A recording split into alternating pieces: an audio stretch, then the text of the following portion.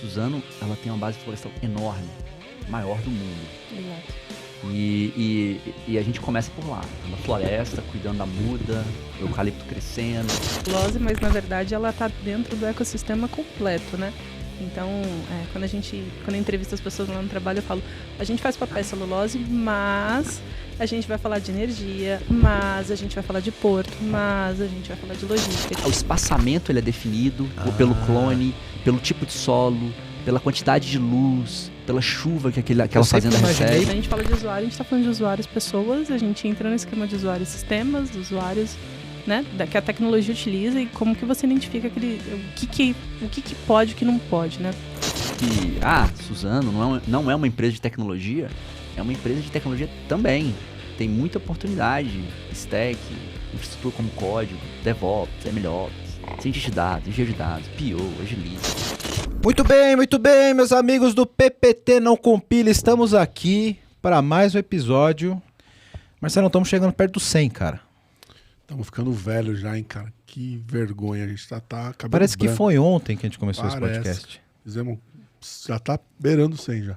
Já estamos beirando 100, centésimo episódio, cara. Caramba, esse aqui é o 96. Não, 97. Não sei, 90, dá uma olhada aqui no episódio aqui, gente, não sei, 90 e poucos. 90 e muitos já. É minha homenagem, cara, cabelos brancos. Pois é, cara, a gente tá ficando velho fazendo podcast, mas isso é muito bom. Marcelo, eu queria te perguntar uma coisa, cara. Quantas vezes hoje você mexeu com papel? Hoje não. Hoje eu não lembro de nenhum momento que eu mexi com papel, cara. Olha, que talvez eu poderia dizer um aqui, mas eu não vou aquele falar. papel específico? Foi papel no geral. O papel tá em tudo, né, Well? O papel tá no nosso dia a dia. E você imagina o quanto de tecnologia tem para fazer esse processo, cara? Eu não sei exatamente, mas eu tô curioso para saber. E hoje a gente vai saber aqui, porque estamos aqui com os nossos amigos da Suzano. E a gente vai aprender um pouco mais sobre esse mercado de papel, celulose e o quanto de tecnologia está embarcado em tudo isso, né, cara? Para fazer toda essa papelância aí. Exatamente. De vários tipos de papel, inclusive. Exatamente. Né? Então a gente vai entender hoje aqui, para falar desse assunto, eu tô aqui com o Roberto Mansur, que é Head de Dados. Cara, imagina a quantidade de dados que tem. Cara, milhares, milhões. A gente vai entender aqui. Estou com o Roberto Mansur aqui para falar um pouco sobre a tecnologia da Suzano. Roberto, obrigado pela presença, cara. Pô, um prazer estar aqui. Vocês estão perto do 100º episódio. Perto, tá na Suzano portinha. tá fazendo 100 anos ano que vem. Olha só. Olha aí, hein? Isso já é um dado, hein? Olha, anotem aí. Né? Você vê que o cara é cientista de dados que ele já faz uma inferência. Na hora. Na hora, então. né? Prazer estar aqui, assim, compartilhar com vocês. Vou falar um pouco aqui da nossa startup de 100 anos. Né? Eu gosto desse Fica a termo. dica. É legal. E tem muita tecnologia. Tem muita tecnologia envolvida nessa produção do papel, da embalagem, da celulose, que está embarcada em muitos tipos de produtos. Desde fralda, né, tapete de pet. Cara, muita coisa. Legal. Obrigado pela presença, cara. Eu que agradeço. E tá aqui também com a gente hoje a Tatiane Romano, que é a CISO da Suzano, Marcelão. Cara, que orgulho de ter uma CISO mulher nesse podcast, cara. Principalmente por ser mulher. Cara, eu acho isso incrível. A gente briga muito por representatividade nesse podcast e ver uma mulher aqui hoje responsável pela segurança de tecnologia de uma empresa como... Que responsabilidade. Como a Suzano, é um orgulho para mim e é a missão desse podcast. Tati, obrigado e parabéns. Obrigado por vir aqui e compartilhar com a gente, cara. Eu que agradeço o convite. Essa questão de mulher no mercado de tecnologia é uma coisa que mexe muito comigo, né? Então, eu sou super, super protagonista nessas questões de trazer mulher. Então, saber que eu tô aqui, vamos trazer mais mulher para esse podcast, por favor, né? Por favor. Vamos fazer mais. Que venham todas. Venham mulheres para esse podcast. Tem várias mulheres maravilhosas no mercado, né? Então, mas é um prazer estar aqui falando com vocês. Vamos falar um pouquinho de segurança, com o meu parceiro aqui, com o Mansur, falando um pouquinho de dado e como a gente não pira em segurança dentro de uma indústria como a Suzano, né? Isso aí, obrigado pela presença. E ela vai ficar de olho em tudo que o Roberto fala. Tem que cuidar para não falar qualquer coisa aqui. Amanhã eu corto os acessos dele. É isso aí. Galera, o assunto tá muito legal. A gente vai falar bastante aqui como que funciona a tecnologia dentro de uma indústria, qual que é toda essa cadeia produtiva, como que a gente aplica tecnologia nisso, como trabalha dados em relação a isso, como que protege a segurança em relação a isso, desde o plantio lá, né? Porque o papel ele não dá em árvore, mas ele começa lá na arvorezinha, né, Marcelão? Tem todo um processo, logística, tem muita coisa aqui pra gente destrinchar com essa galera aqui, o papo tá muito bom. Então, antes de qualquer coisa, você tem que dar um like aqui nesse episódio, você tem que compartilhar esse episódio, valoriza quem quer ter esse conteúdo disponível, quem quer aprender mais sobre tecnologia, saber como funciona a tecnologia aqui da Suzano. Então, compartilha esse episódio, dá o like, acompanha com a gente que o episódio está muito bom. Bora! Valeu!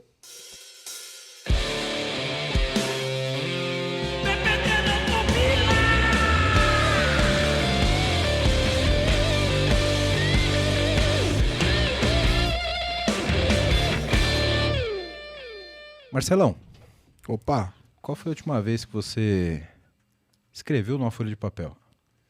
eu acho que foi ontem, à tarde, quando eu tive que ajudar o meu filho numa tarefa escolar. É verdade. É um bom motivo, né? É um bom motivo, né? E a gente sabe que tecnologia e papel nem sempre estão ali, Mas anterior a isso eu não lembro quando foi. É verdade. Tem uma pequeno gap, né? Até porque a gente sempre pensa que celulose é sempre papel sulfite, né? Exatamente, mas ó, se pensar nisso aí, a gente tem comprado papel sulfite pra caramba ultimamente lá na Weber's. Ah, é, cara? É sério, não tô brincando não. Então talvez seja uma coisa que dificilmente vai acabar, Eu concordo. né? A formalização, né?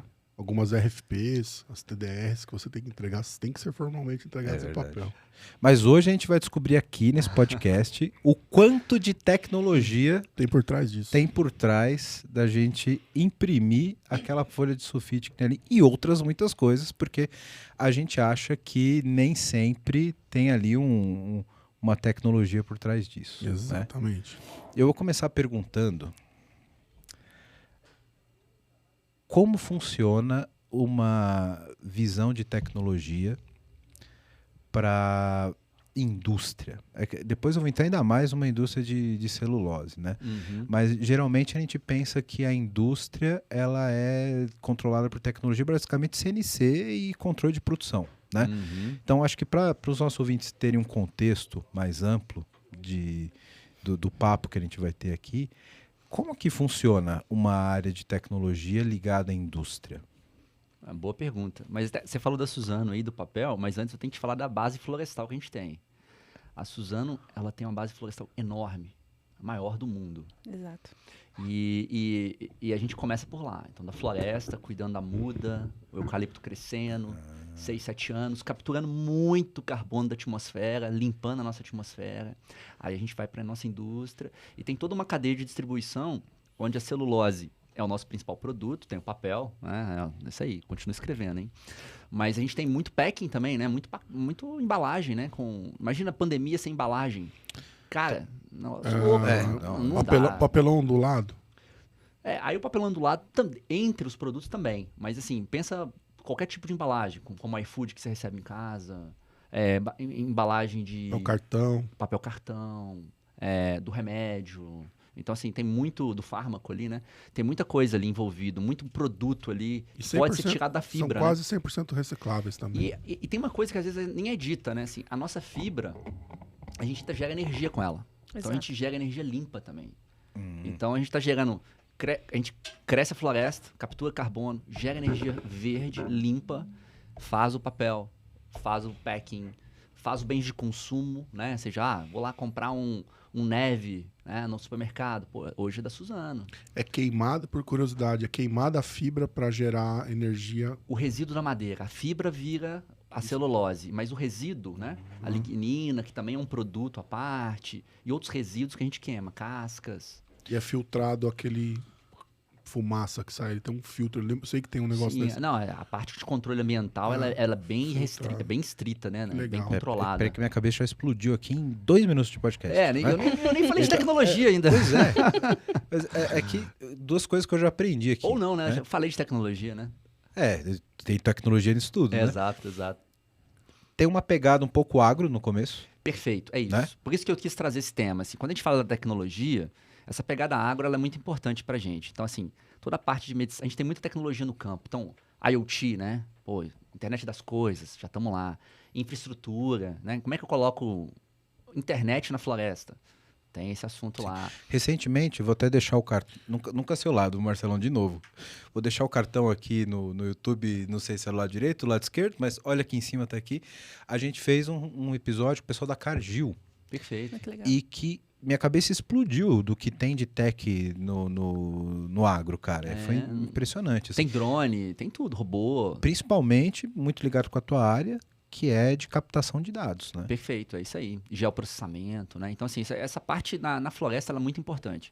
Inclusive, depois eu posso falar dos produtos que a gente vai desenvolvendo, né? Que a gente tem uma orientação por produto também. E aí, mas respondendo a sua pergunta, não respondi ainda.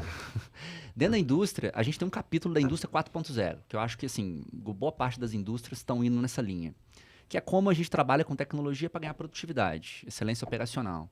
Então, seja através de controle avançado de processo, né? Como que eu controlo melhor minhas máquinas para ganhar eficiência, produzir mais energia verde através da tecnologia. Diminuir desperdício, talvez? Diminuir desperdício, horas paradas. Predição, perfeito. Então, assim, todo esse processo, ele está ali dentro da indústria. E depois tem toda a parte logística também de entrega, que a gente também tem ali um rastreamento, Logística. a qualidade do produto que vai ser entregue para o cliente lá, seja ele em qualquer dos países que a gente opera, né? Que são hoje mais de 150 que a gente entrega nosso produto. Eu brinco e eu falo que a Suzano, ela fala que ela vende, que ela fabrica papel e celulose, mas na verdade ela está dentro do ecossistema completo, né? Então, quando eu entrevisto as pessoas lá no trabalho, eu falo, a gente faz papel e celulose, mas a gente vai falar de energia, mas a gente vai falar de porto, mas a gente vai falar de logística, de trem. Então, assim, você começa o dia num ramo e você termina o dia num outro, assim, que é muito complexo para quem está em tecnologia, conseguir absorver todas essas áreas de negócio dentro disso, né? Porque é uma, posso chamar de uma matéria-prima, de um insumo, acho que insumo é uma palavra melhor, né? Sim. É um insumo que movimenta um ecossistema muito grande. Sim. Muitos ecossistemas, né, na verdade. E aí você tem desde uma cadeia logística até uma cadeia agro envolvida nesse processo Total. todo, né? É isso.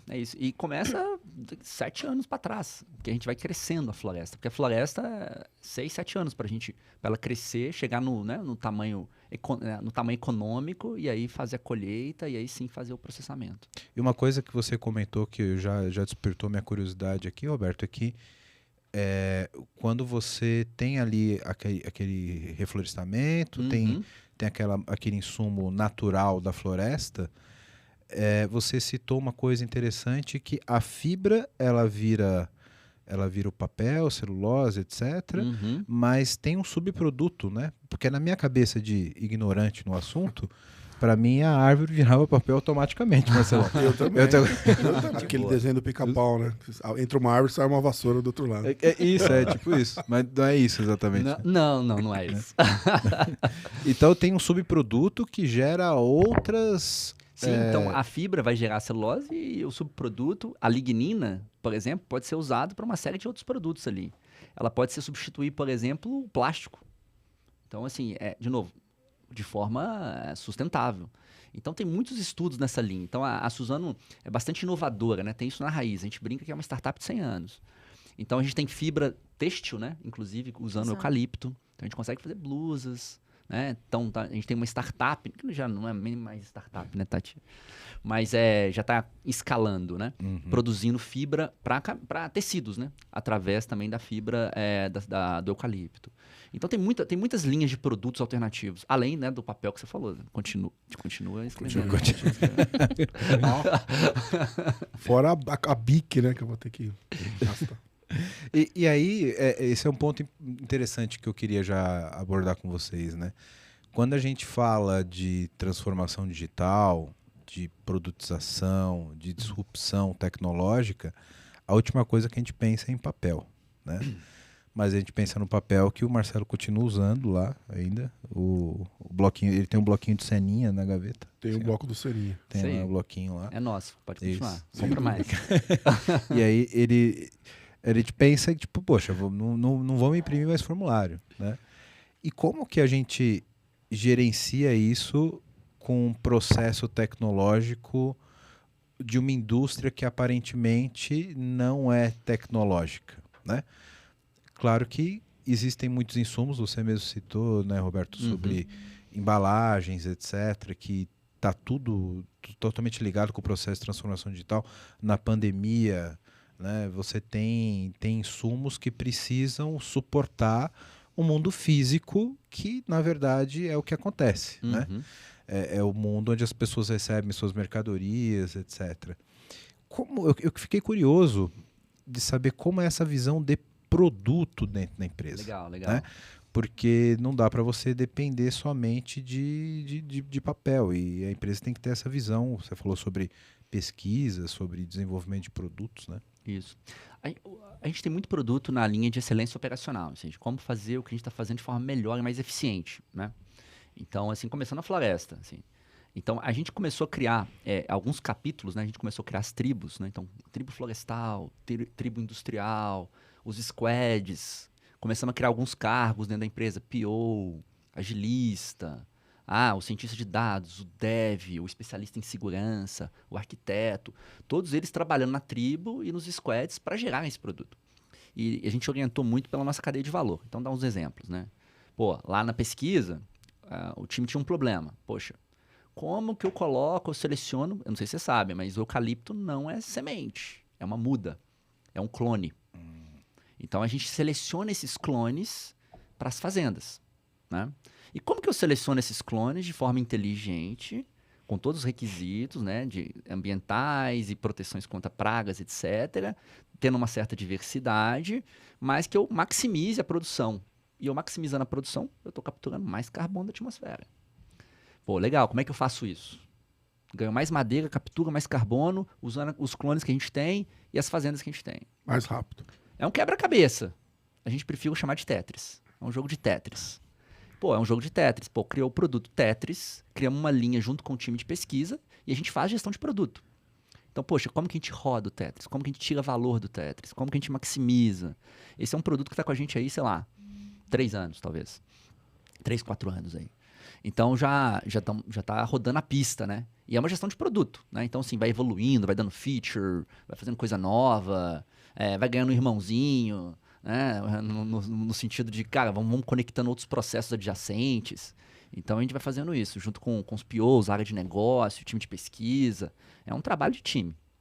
E aí esses times são organizados por produto, né? Como você disse, tem ali uma cadeia de valor, e aí você vai ter as tribos, os capítulos e os squads, que aí são mais direcionados diretamente no produto, né? Perfeito. E muito focados na cadeia de valor, né? Uhum. E aí, mais para você, Tati, que sua equipe tem uma característica muito parecida com a equipe que eu gerencio hoje, que é a arquitetura, que acaba permeando toda a... Cross, né? Muito, extremamente cross, né? E você deve ter uma visão muito ampla, né, dessas cadeias de valor, etc. E como você percebe essas ameaças dentro dessas cadeias de valor e desses produtos, né? E eu queria que você contasse um pouquinho pra gente sobre isso, porque na minha cabeça de leigo, eu fico pensando, que tipo de ameaça, Marcelão, tem em monitorar uma floresta? Boa pergunta. Acho que a nossa colega vai nos orientar. Isso. Né? E por isso que nós somos leigos no assunto e estamos aqui para aprender. A indústria como um todo, olhando para o viés de cibersegurança, ela tem sido cada vez mais alvo de ataque. E a pergunta que se responde nisso, ela é bem óbvia, porque os atacantes eles descobriram que ali é onde tem a grande massa nos países. Então, se você olhar hoje as grandes indústrias em todos os países, elas são grandes potências se você para ela. Né? Então, quando a gente fala de uma indústria como a Suzano, no caso, que tem diversas indústrias localizadas não só no Brasil, mas tem todos os escritórios internacionais, você parar a Suzano, você impacta não só a produção de papel. Amanhã ninguém imprime. Você impacta diversas Vou vender indústrias. minha impressora, se acontecer. Você fica sem papel higiênico, olha só. Pior ainda. É muito pior. Muito pior, Marcelão. Muito pior. Não quero mais saber da impressora. Velho. Joga essa impressora fora. Acho que eu vou começar a armazenar. O menor dos problemas é essa impressora. A verdade é que os atacantes eles estão em busca... Tem vários motivos deles atacarem uma empresa hoje em dia, né? Mas um dos principais é financeiro. Então, eles buscam empresas de grande volume financeiro. Então, empresas como a Suzano, como qualquer outra indústria, e a gente já teve ataques até no Brasil aqui envolvendo indústrias grandes, eles buscam paradas dessas empresas para buscar o maior volume de dinheiro que elas podem dar em troca daquela paralisação, né? Então, quando a gente fala de cyber lá dentro da Suzano, eu sempre tento trazer esse viés de o que significa a Suzano parada, uma planta parada 1 hora, 1 dia, 1 semana, 1 mês. E é em cima disso que a gente começa a tangibilizar todos os riscos que a gente tem em cada área de negócio. Então, a gente não consegue equalizar, né? E eu acho que a arquitetura também vem muito nisso. Você não consegue equalizar, você não consegue ter o mesmo padrão para tudo. Sim. Então, você tem que trabalhar com o que você tem de ferramenta, em cima sempre de risco. É uma abordagem que a gente sempre segue. E, para mim, é a abordagem mais próxima da realidade do negócio. Então, o quanto de risco aquele negócio pode sofrer, né? Qual que é a margem que ele consegue trabalhar, para que a gente consiga minimamente cobrir todos os cenários que a gente consegue. A gente não equaliza, não consegue equalizar, mas a gente trabalha sempre em cima da qual que é a importância daquele cenário ou daquela tecnologia para o negócio. Se aquilo é muito importante, cara, a gente tem que ter um olhar, tem que ter um cuidado, porque parar aquilo, isso vai gerar diversos danos, né? Quando o Mansur trouxe a questão da conectividade da floresta, quando você entra no escopo Brasil, imagina o que é você colocar pontos de internet na floresta que hoje não existe no governo, não existe nada de infraestrutura brasileira para fazer isso. Como que a gente, Suzano, né, está fazendo isso? E como que você começa a ampliar esse escopo dentro de um país gigantesco como o Brasil, né? Como que você protege essas pessoas? Como que você protege a empresa? Porque a gente fala de segurança na empresa, eu falo isso muito para as pessoas com quem eu converso, nosso principal foco é proteger a empresa, mas a gente protege as pessoas também. São as pessoas que estão ali. E quando a gente fala de indústria, a gente fala muito de safety. Dentro da indústria tem muita tecnologia. E parar essas tecnologias, mexer em parâmetros desses equipamentos industriais, você pode ocasionar problemas de saúde Físicos. física. Exato. A gente fala de energia, a gente fala de queima. Imagina você mexer num parâmetro de um PLC desse e você acabar explodindo. Então, assim, tem algumas coisas que a gente acaba tomando alguns cuidados de acordo com o negócio, né? Tem coisas que a gente consegue flexibilizar, tem coisas que não.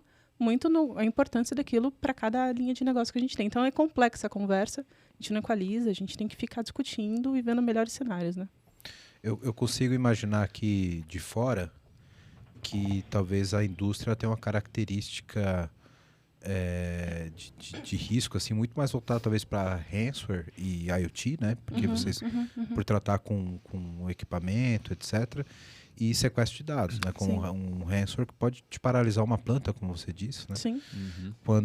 Como eu venho muito do mercado de seguros e saúde, está muito mais acostumado à invasão direta ali do online, de você ter uma ameaça muito mais ligada ao phishing muito mais tech, né? Isso, exato, mais ligado ao pentest ali do que de fato um ransomware que pode... Sequestro, né? Um sequestro, exatamente.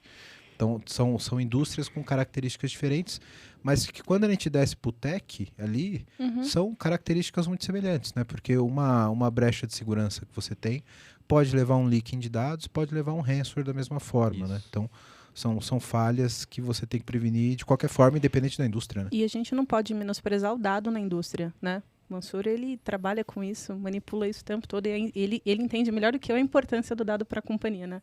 Então, imagina a gente perder esses dados. A gente não está nem falando de paralisação da indústria, mas e perder o dado extremamente estratégico dentro da empresa? Qual que é o impacto que isso pode acontecer para a companhia, né? Então, esse é um ponto.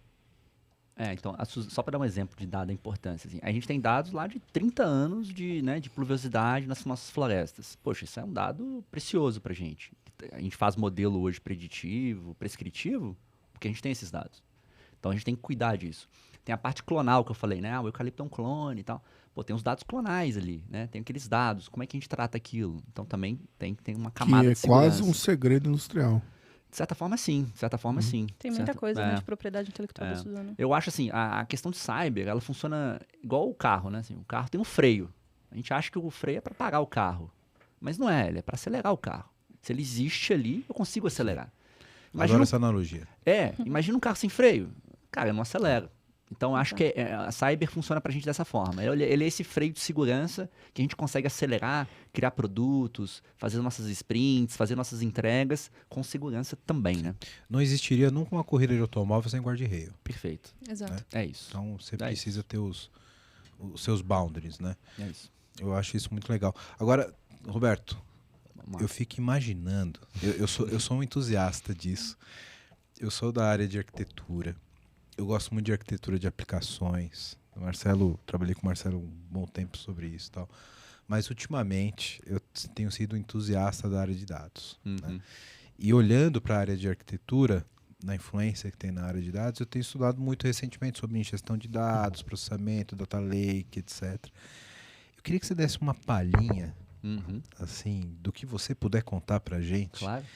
de como é gerir essa montanha de dados Tá, que você deve boa, ter. boa. Né? Você pode falar, mas cuidado que a menina do cyber tá do lado. Não, tudo alinhado. Ela pode tudo te alinhado. cutucar a qualquer momento. Qualquer coisa ela pisa no freio, assim. Ó, ela tá virada naquela posição porque o pé dela chuta. Eu chuto a canela dele.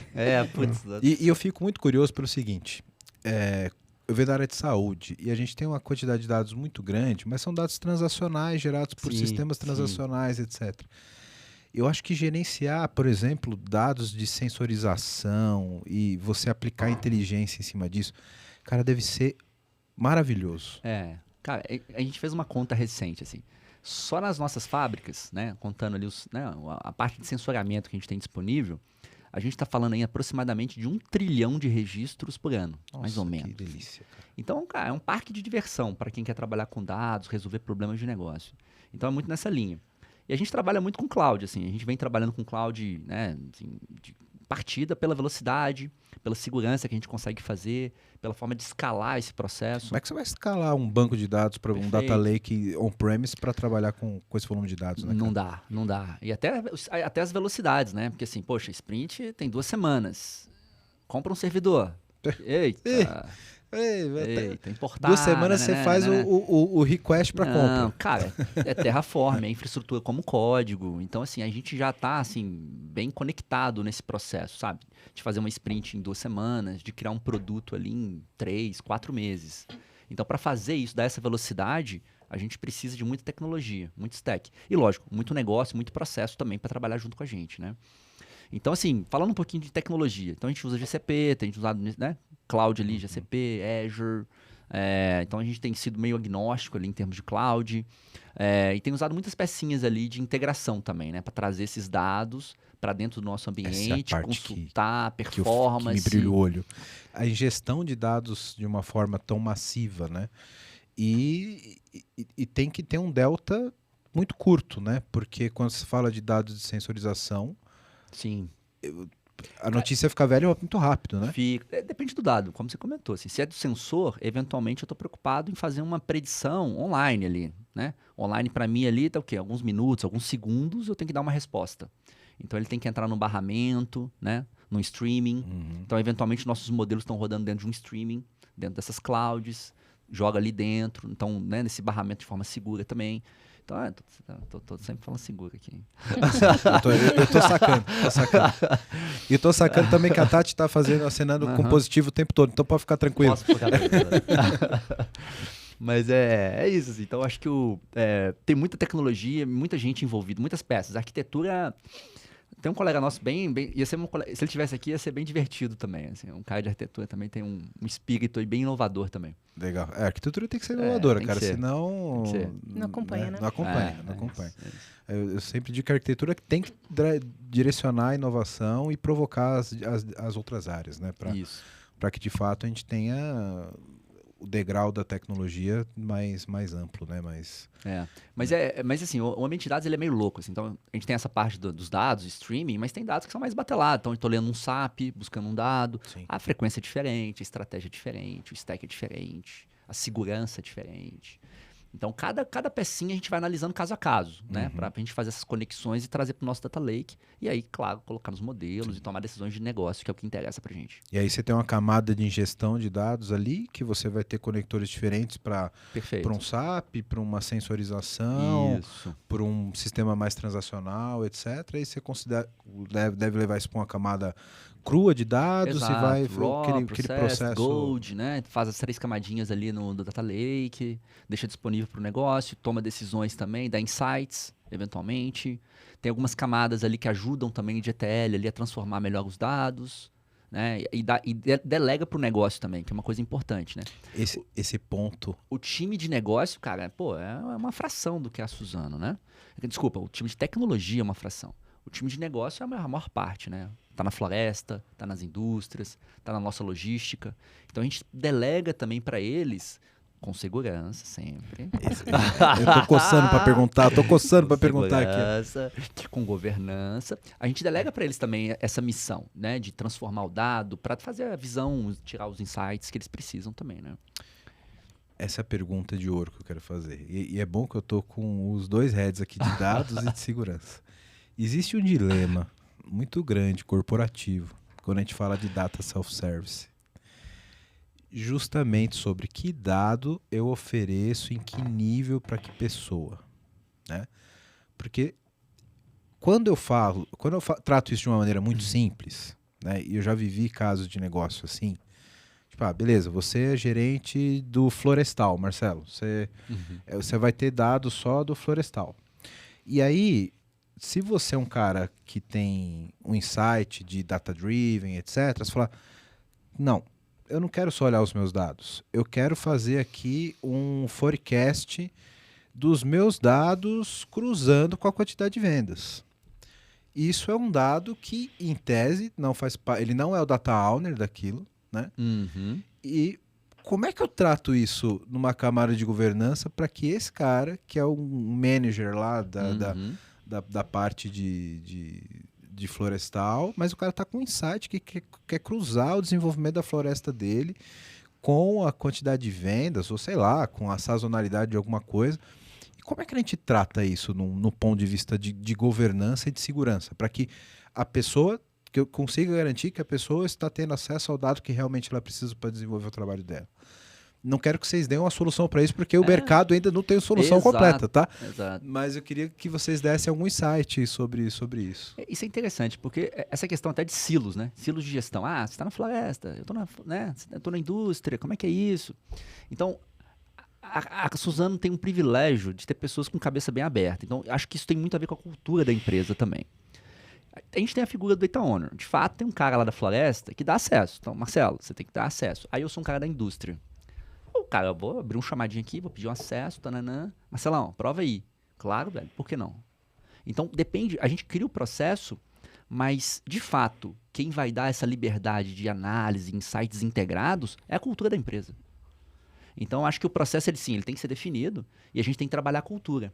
Inclusive, a gente tem até, assim, a gente tem linhas de trabalhar a cultura, a gente tem programas de Reimagine, academia digital, upskilling, muito nesse sentido. Abrir a cabeça das pessoas, por que não? Do Marcelo lá, né? Por que não aprovar um acesso de um cara da indústria para ter o acesso a dados florestais aqui? Pô, por que não? Pode, claro, porque sim. Bora lá, manda ver. Então, acho que é isso que é a questão para mim, sabe? A cultura. A gente cria o processo, mas a cultura é que vai definir ali como que a gente vai compartilhar esses dados e tirar esses insights que você comentou. E aí, colocar a responsabilidade nas pessoas que são responsáveis. Né? Exato. Porque um cara de pesquisa, no limite, assim, eu tenho que ter algum data owner, né? Eu falei, poxa, peraí, mano, você tem dado clonal, não sei o quê, pô, peraí. Aí, eventualmente, o cara da indústria precisa desse? Talvez não. Ele precisa de um dado de inventário florestal, para saber como é que tá crescendo, a qualidade da... Nem toda madeira é igual, tá? Outra coisa aqui, ó. Nem toda madeira é igual. Tá. Cada madeira tem uma qualidade diferente. E aí, isso é importante pro cara da fábrica. Mesmo sendo tudo eucalipto, tudo eucalipto. Tem eucalipto tipo A, B e C, é isso? Cara, você tá andando na estrada, bateu o olho no eucalipto, você vai ver que tem uns diferentes, assim, né? Cara, pra mim é tudo igual. Inclusive, parece que eles têm um topetinho assim, ó. Porque ficou tudo retinho, bonitinho, e é proposital, né, cara? isso. Isso é um bom manejo, Pô, isso aqui dá um corte bom. Por que é proposital? Então, é porque é um manejo, assim, quando você... Até o espaçamento ele é definido pelo clone, pelo tipo de solo, pela quantidade de luz, pela chuva que aquela fazenda recebe. Eu imaginei porque, tipo, é a mesma planta plantada no mesmo dia, então ela deve crescer igual. Também, né? Mas assim, elas... Se não crescesse igual, teria competição entre elas, né? Então elas competem entre si, as plantas. Então, assim, olha que eu não sou engenheiro florestal, não, hein? Aí tá, cara, disclaimer. Mas é muito louco esse assunto, eu acho muito louco. É isso aí. Um ponto que eu achei interessante, Tati, e que mostra uma visão já diferenciada que você falou, você como CISO falando sobre accountability. Eu acho isso já bem diferente da visão que a gente vê geralmente no mercado, que é de ter uma... Estou falando da área de segurança, mas eu sei que na arquitetura também tem muito disso, tá? Que é de ser um gatekeeper, né? Tipo, não, tudo tem que passar por aqui, eu vou aprovar quem pode e quem não pode, né? E essa visão não, peraí, eu vou dizer como é o processo, para o processo ser seguro e cada um tem que ser responsável pelas suas próprias ações, né? Exato. E eu acho que isso é muito da cultura, né?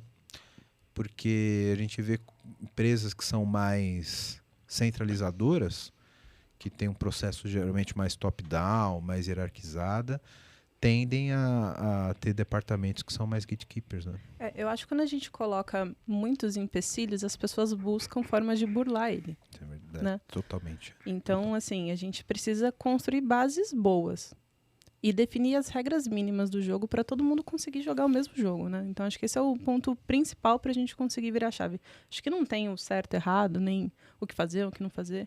A Suzana, ela vem numa jornada de governança de dados muito bacana, que ela vem construindo e a gente tem participado, e acho que o Mansur falou da cultura, e acho que é bem isso, a gente vê diversas áreas de negócio participando dessa jornada de governança de dados.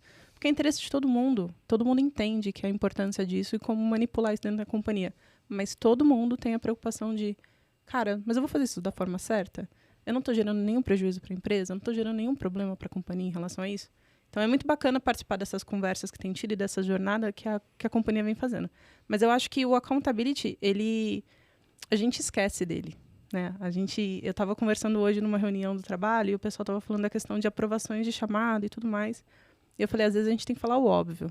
Às vezes a gente tem que falar para o gestor que ele aprovar um chamado é uma accountability dele e ele tem que saber o porquê que ele está aprovando aquilo, né? Então, sair aprovando por qualquer coisa, você perde o porquê de ter aquela aprovação, né? E eu falo isso muito pro time. Se a gente coloca muito nível de aprovação, avalia se você realmente tem que ter todos esses níveis de aprovação, porque às vezes não precisa, às vezes você coloca muito empecilho de novo. Muito empecilho faz com que as pessoas burlem essas formas e achem um jeitinho mais fácil, né? Então, acho que o accountability, ele é primordial quando a gente fala de segurança e quando a gente quer falar da cultura de segurança dentro da companhia. Então, cada um tem que entender a sua responsabilidade e a responsabilização sobre aquele ato do que ela está fazendo, né? Então, o accountability, ele vem muito para mim nisso. E a questão, de fato, da base sólida, quando a gente está falando de dados, ela é fundamental para você conseguir fazer a governança de dados de uma forma universal dentro da companhia. Se você, de fato, quer dar dado para o seu usuário final, para a sua área de negócio, para ele manipular, você precisa considerar uma base sólida para isso. E a regra do jogo. Então, a gente tem conversado muito do o que pode e o que não pode. Não é qualquer dado, não é todo tipo de dado. Então, vamos definir o que não pode. Porque o que não pode, todo mundo sabe. Então, vamos definir o que não pode e o que pode, com algumas coisas que a gente tem que olhar, a gente vai discutindo e vai quebrando. Mas, de novo, a gente nunca equaliza nada, né? Dado não é diferente disso, né? Nenhum dado é igual ao outro. Então, a gente precisa entender qual que é o segredo daquele dado, qual que é a importância dele para a companhia, para que a gente consiga equalizar o que pode e até onde a gente vai e fecha bem o cerquinho para que aquilo tenha bem os limites e o que você consegue trabalhar à vontade, dar processo para o usuário, dar acesso para a área de negócio, porque a empresa é uma empresa gigante, né? Acho que a gente está em 35 mil colaboradores diretos e indiretos. E crescendo, né? Assim, e crescendo. Isso aí é maior que muito município aqui do estado. Muito maior. E a Suzana tem uma capacidade de construir nas localidades que ela vai histórias e muda a vida das pessoas. E é muito bacana quando você conhece sobre isso dentro da companhia, né? Então, o que são 35 mil pessoas pensando e produzindo para a companhia? Quando a gente pensa na potência dessas pessoas fazendo isso, você precisa dar acesso para elas em algumas coisas, você precisa liberar algumas questões dentro de uma regra de jogo estipulada. Acho que o maior problema é quando você não tem a regra de jogo. Porque aí você não tem a regra de jogo, aí você não sabe dizer o que você pode e não pode. E quando você acha que não pode, o cara não sabe. Vai muito interpretativo de cada um, né? Então, a base... E acho que na arquitetura ela vem muito disso, né? De você construir uma base sólida de arquitetura de dados para que você consiga disponibilizar isso no momento que precisa, para quem precisa, quando precisa. Acho que é muito isso. Né? E o ponto você tocou num ponto muito legal que eu acredito muito do accountability, que é você colocar o accountability para quem realmente importa. Exato. É muito comum você ver, tipo, não, quem vai aprovar é o vice-presidente, isso aqui. Ou vai ser o gerente que tem que aprovar isso aqui. Ele nem sabe. E é o cara que não tem a menor noção do que está acontecendo no operacional. Ele vai ler, aí ele vai falar, tá bom.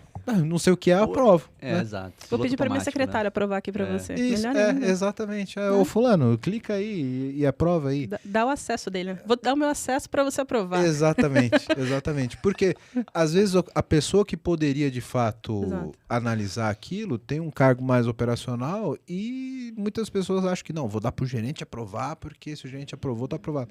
É o cara que menos tem condições de poder entender qual é aquela necessidade, né? Então, a accountability é muito mais sobre isso, sobre, tipo, entender de fato a necessidade e poder julgar se sim ou se não, né? Quantas vezes a gente não vê, Marcelo, em empresa que, tipo, Gmude é muito assim. Não, só vai subir com a aprovação do presidente da empresa. A gente fala, para subir, tá bom, sobe. Aprova todas, né? Aprova todas, né? O cara que é o cara que tá lá no produto, que é o gerente de desenvolvimento daquele produto para falar se pode subir ou não pode subir, o cara fala, puta, o cara subiu e aprovou, cara, não podia subir. Tem uma cena do filme Todo Poderoso que ele tinha se transformado em Deus, ele reclamava muito, Deus deu poder, agora você vai ser Deus, você reclama, agora você vai ser Deus. E aí ele resolveu receber as orações do mundo na tela através de e-mails, né? Então ele recebia todos os pedidos do mundo, ele começou a ler um por um, você lembra disso? Aí chegou uma hora que ele encheu o saco e ele escreveu reply to all, yes. E aí deu o maior problema, né? Acabou a humanidade. E aí acabou O caos, né? todo mundo ganhou a loteria, aí cada um ganhou $1. Pois é, então, accountability, né? Então, É isso. se você não tem condições de avaliar, né? Enfim. Então, eu acho isso muito legal, assim, de processos que estão com os controles ajustados e não o processo pelo processo, né? E automatizar sempre que possível, né? Pô, consigo botar um processo automático para checar a segurança, checar a qualidade. Sim. Automático. Esteiras Poxa. automatizadas. Né? Então, assim, esse processo tem que estar bem azeitado, né? Assim, e tem que ser automático sempre que possível, né? Cara, você tá lendo a minha mente, hein? Você tá... Você ia complementar, Tati. Eu tô aqui, ele pegou minha pulguinha aqui da próxima pergunta, mas eu vou segurar e vou deixar a Tati. Não, eu só queria fazer o último comentário. Às vezes, quando a gente está nas empresas, né, a gente vê excessos de controles muito em cima de processos, né?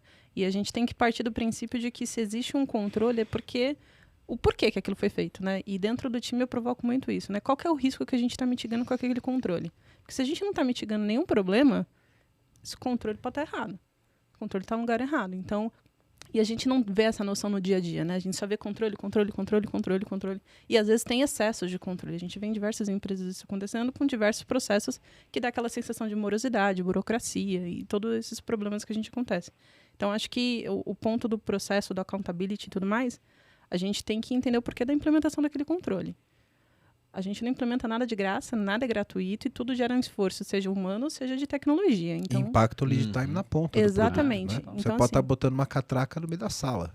Exatamente, né? exatamente. Então, assim, você tem que entender o porquê daquele controle e normalmente, na questão de segurança, ele vem para mitigar algum risco. E aí, quando a gente entende qual é o risco que aquele controle mitiga, a gente consegue trabalhar até no nível desse controle. O quanto que a gente abre esse controle e o quanto a gente fecha ele, né? Acho que é importante também. E como é que é esse relacionamento, Tati? Estou segurando o assunto. Peraí. Mas como que é esse relacionamento com a área de governança? Porque tem uma zona meio cinza aqui, né? Segurança, governança, principalmente no ajuste fino de processos, né? Porque principalmente o pessoal do ITIL, etc., tem uma característica mais procedural, etc., E a área de segurança tem muito esse olhar de avaliar esses processos, etc. A arquitetura também, quando a gente fala de procedimento de deploy, etc., de aprovações, DevOps, estou dando spoiler já aqui. Como que é esse relacionamento?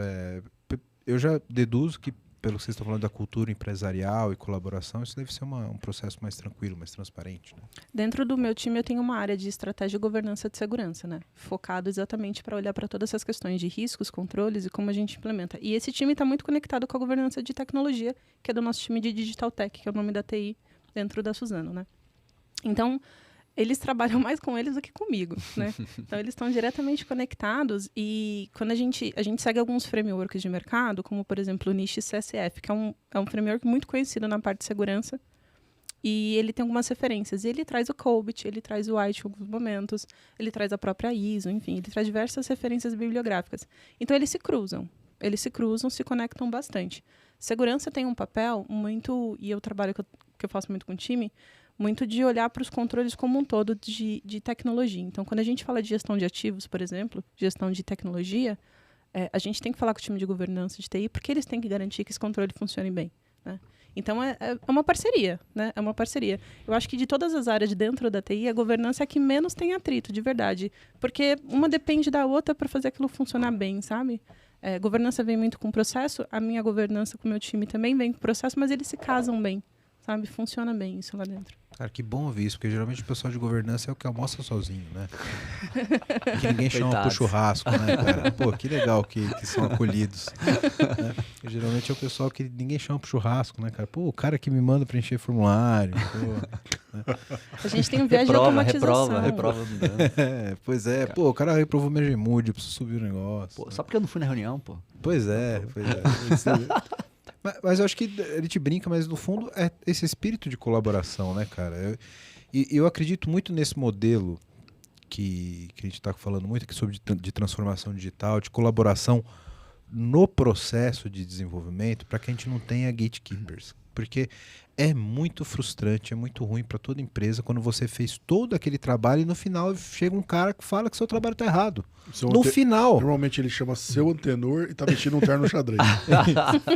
Lá no final o cara falou, pô, mas por que não me avisou no começo? Por que não participou da jornada junto comigo? Sim. E aí esse processo de transformação e de colaboração, né? Que, como você falou, Roberto, tem que ter todo um trabalho de cultura corporativa, etc. Ele é muito importante porque, no limite, você está fazendo a empresa dar 2 passos para trás quando você faz isso, né?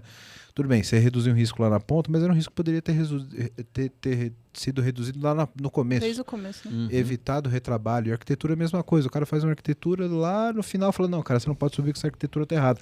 Tá tudo desenvolvido já. E aí você vai fazer o quê? Né? Jogar fora? Não. Esse que é o problema. Não vou jogar. Esse que é o problema.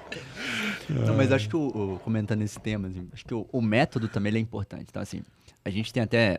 A gente não... É uma empresa como se a gente... Lá, voltando pro início, né, da nossa conversa. A gente faz celulose, papel, bens de consumo.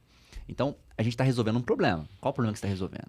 Então, fazer um frame do que você vai resolver, ele é importante. E ter pessoas chaves desse processo participando já de partida, não o tempo todo, né? Porque nem, assim, não tá sobrando, em nenhum lugar sobra recurso, né? Não tem arquiteto, não tem especialista em segurança que consegue participar de todos os frames que o negócio tá prospectando. Mas à medida que essas coisas vão avançando, em algum momento fazer um check, né? Assim, lá no início, antes de... Nem tem linha de código ainda não. Vamos pensar aqui na solução para ver se faz sentido. Já está passando por algumas etapas ali, né? Está amadurecendo. Então, acho que também ter isso acho que é importante. Sim, sem dúvida.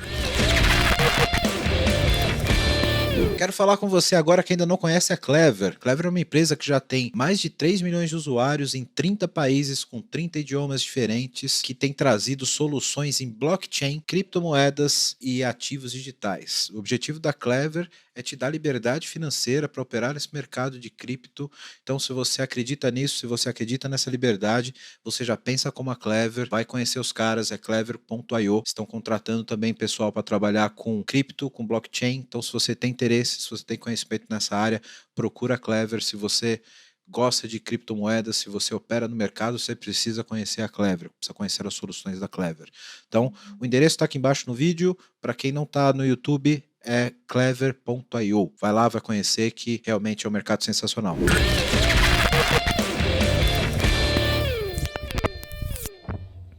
O assunto que eu sou mais entusiasta até hoje, atualmente, né? DataOps. A gente falou sobre automatização. Na hora já pulou aqui uma flagzinha cerebral aqui, uma aba ficou aberta no meu navegador aqui, né, pra gente falar de DataOps.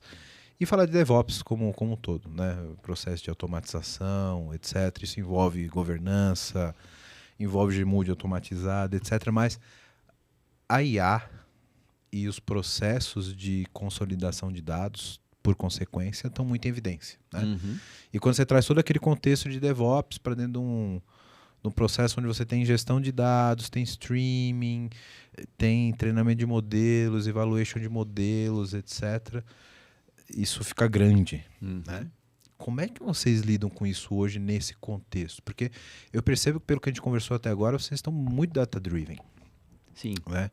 E imagino que vocês já estejam treinando alguns modelos ali, seja em ML descritivo, prescritivo, como você disse, seja generativo, etc. Mas já deve ter ali um rascunhozinho ali ou alguma coisa já em plena produção sobre Data Ops e treinamento, evaluation, etc. Dá uma palhinha pra gente, Tá, boa. Roberto, de como que você trata isso nesse colosso, nesse Titanic. Falar um pouquinho de MLOps. Assim, o MLOps, assim, a gente está estruturando. A gente usa algumas ferramentas, né, que tem de mercado, né? Também não é segredo, né? Assim, Databricks, que ajudam muito nesse MLOps. Então, assim, hoje, um cientista de dados, uma pessoa que está sendo treinada na academia digital, aquela, né? A academia é um nosso mecanismo de cultura, né? Onde a gente tenta treinar as pessoas para começar a usar ali, né? A treinar seus primeiros modelos, a entender o que é um modelo, como que ele muda ou resolve um problema de negócio, seja na indústria, na floresta, na nossa logística. Mas enfim, o MLOps, ele está bem estruturado, eu diria assim. Então a gente usa, porque tem ferramentas já bem consolidadas no mercado. Então a gente consegue fazer lá, desde o repositório até colocar o modelo em produção, né? Ali, cara, aí já tem uma avenida construída. Então assim, existe uma forma de fazer, segura. Mas não é só fazer. Depois você tem que colocar os mecanismos de controle. Data drift, né? Data drift. Então, assim, o modelo começa a não funcionar mais como não funcionou, porque os dados mudam. Então, não é só colocar um modelo em produção, um predict, né? Uma função. E é isso que me chama a atenção, sabe, Roberto? Porque a gente percebe no mercado hoje muita esteira automatizada de ML, né? Então o cara cria ali o modelo ele é treinado, vai para produção, o cara expõe um serviço, enfim. Mas eu acho que o feedback ele não é bem tratado ainda. Esse modelo, qual a acurácia dele atualmente? E como que eu monitoro essa acurácia e aviso o desenvolvedor que ele pode estar com data drift ali, por exemplo? O processo, acho que sim, o processo também é importante nessa questão da gestão. Como a gente trata por produto, o Squad está lá. Então, assim, o nosso interesse não é fazer um modelo, é fazer o modelo funcionar e operação, né, ou planejamento, tome uma manutenção, que seja, tome uma decisão com aquele modelo. Então, de certa forma... O mais acertada possível. Perfeito. Então, de certa forma, o Squad acompanha isso. Então, ele está acompanhando alguns indícios. Só que como é que ele acompanha isso? Então, a gente acabou criando uma plataforma dentro de casa, que a gente chama de Heindel, que, cara, monitora, assim. Então, modelo não é só uma função. O modelo é uma função com um indicador que acompanha, com data drift, que ali o cientista de dados rapidamente bate o olho. Peraí, mas eu treinei esse modelo para uma situação. A situação mudou. Agora eu tô entendendo. Peraí, meu modelo não vai funcionar nessa situação, não. O que aconteceu? E aí tenta fazer essa alimentação dentro do Squad, trabalha, envolve o negócio e pode ter algum retrabalho, refaz o modelo, retreina, etc. Então, a gente faz todo esse processo. E eu acho que a cultura de produto facilita. Porque se você não tiver a cultura de produto, fiz o modelo, coloquei em produção, Pronto, acabou. fui embora. E passei por um time de produção, né, digamos. Cara, diria que é essencial para isso. Então, a cultura de produto ajuda muito isso. Porque quando você fala disso, de acurácia do modelo, etc., eu acho que, por exemplo, o papel do PO ele é tão importante quanto o cientista de dados nesse caso, né? Sem dúvida. Porque como é que ele vai poder ter, de fato, um senso crítico de se aquele modelo está, de fato, atendendo a expectativa do negócio ou não, né? E ele vai ter feedback rápido se não estiver funcionando. Esse é o ponto. E, cara, eu fiquei curioso aqui para saber dessa sua plataforma, como é que isso funciona? Então, assim, porque é só para tirar esse... A gente tinha uma cultura assim, inicialmente, quando a gente começou, é só uma função, né? Um predict, aí você coloca lá, eu falei Databricks, né? Coloca uma funçãozinha, dá um predict, é isso. O modelo acabou, botou em produção, cientista de dados, dá tchau. Não, volta aqui, peraí. Como é que você vai ver o drift? Como é que a gente mede a performance desse modelo? Vai ser um feedback automatizado? Vai ser manual? Como é que vai ser? Então, a gente começa a fazer perguntas para facilitar a gestão, né? E tirar resultado no final, que é o que interessa pra gente. Então, se o modelo dá drift ou não parou de funcionar, o resultado não vem. Então, também, de novo, o PO está acompanhando o resultado. Tá acompanhando o resultado do produto dele. O Tetris lá que eu comentei, o Groot, o Rocket, o Thor. A gente tem só um parênteses aqui, a gente tem um departamento para nome. Não, brincadeira. Cara, eu achei que só a Polícia Federal tinha. Eu achei que só a Polícia Federal tinha um departamento Para pra as nome. operações. né? Porque, sei lá, tem uns gênios ali pra Polícia Federal. Cara, só curiosidade, assim, bem, né? Folclore. O último produto nosso que a gente usou IA generativa, a gente tem um processo na indústria que chama de cozimento, né? E a gente fez uma IA para auxiliar o cozimento. Essa é muito boa. O nome chama Ana Maria. Só Maravilhoso. podia ser. Maravilhoso. Mas, cara, eu gosto desse assunto e eu tô sendo talvez um pouco mais enfático nesse assunto, talvez até um viés meio pessoal aqui, viu, Marcelão? Mas justamente porque... Eu vi que você tá empolgado. Tô, cara. Você viu que eu tô com o rabinho apanando aqui, ó?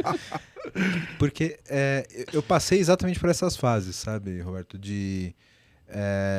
Desse boom de ML, sabe? Uhum. Principalmente as descritivas, ali baseadas em modelos estatísticos, né?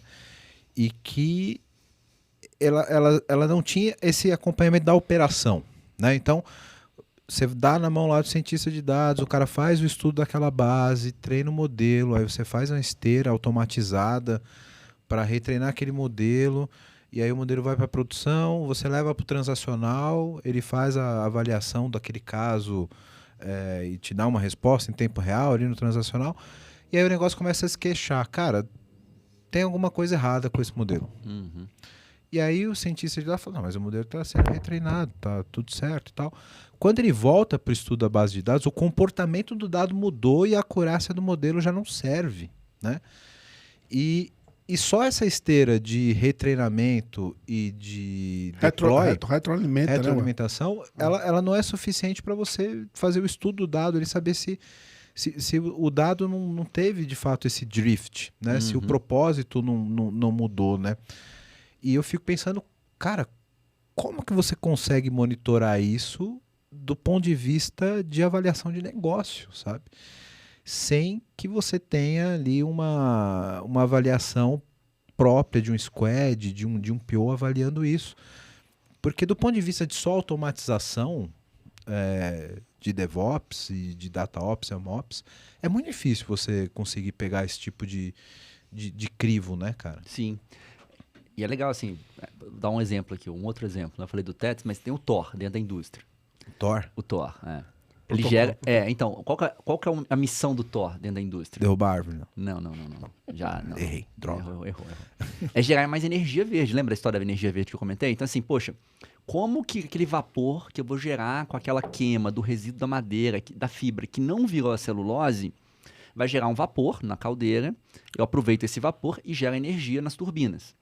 Só que não é uma turbina, eu distribuo esse vapor de forma inteligente. Aí que entra o Thor para maximizar essa geração. Então eu vou ganhar alguns megawatts a mais no meu processo. E a gente tem um indicador que é o quê? Poxa, eu tenho um baseline, né? Poxa, peraí, eu tenho um baseline, quanto o Thor está gerando? Se o Thor está acima do baseline, o PO está feliz, o negócio está feliz, todo mundo está feliz.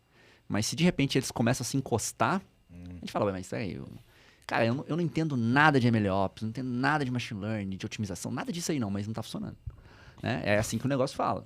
Então, poxa, peraí, aí que falhou. Eu acho que o principal indicador de impacto de um modelo, é lógico que em alguns casos você não consegue fazer esse tipo de indicador online. No caso do Thor, na indústria a gente conseguiu ter esse baseline. Mas se você consegue um baseline encostado com aquele outcome que você espera do seu produto, cara, é o céu. Assim, é o céu, né? Para fazer exatamente o quê? Cientista, ou coloca na próxima sprint aí, meu amigo, para revisitar o que você fez lá. Entendeu? Porque um encostou no outro. Não, deveria estar gerando mais do que o baseline. Então a gente tem que ter esses indicadores auxiliares para ajudar a gente, sabe? Na tomada de decisão. Não são indicadores puramente técnicos, né? Não, eventualmente podem ser de negócios. Sim. E que faz todo sentido ali com o objetivo do modelo, né? E etc. Exato.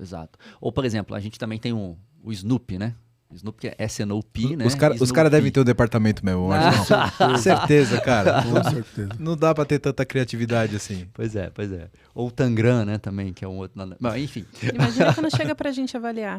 Avalia o Snoopy. A gente Tem uma severidade alta aqui no Snoopy, o Tati. Como é que faz? Tipo isso, Como é que trata? acesso, né? Tal, enfim. Mas o time de planejamento usa essa ferramenta para planejar toda a nossa entrega de produto da celulose em 150 países diferentes, né? Então eles usam isso, planejam e tem uma visão ali de 12 até 14 meses para frente. Pô, eles também estão ali preocupados, assim. Então eles têm alguns indicadores de custo esperado. Então assim, pô, será que essa ferramenta está funcionando? Ele tem na cabeça ali alguns indicadores que ao tempo todo ele está monitorando essa ferramenta. E se aquilo desloca, ele fala assim, cara, tem uma coisa errada aí no Snoop, dá uma olhadinha aí. Ó, o custo aumentou, não sei o que aumentou, não sei o que diminuiu. Então, esses indicadores de negócio, eu acho que são os mais estratégicos para você avaliar o produto. Assim. Sim, concordo. E aí isso puxa um outro assunto muito correlacionado com DataOps, MLOps e Cyber, que é a observabilidade, né? Que aí a gente começa a falar sobre monitoramento fim a fim, de fato, né? Que envolve monitoramento de modelos, de dados, de sistemas transacionais, acima de tudo, né? Com APM, etc. E segurança, né? Tá. E aí você começa a ter essa mistura, né? De alguns indicadores de negócio, né, com indicadores de dados, indicadores de infraestrutura, de disponibilidade, etc.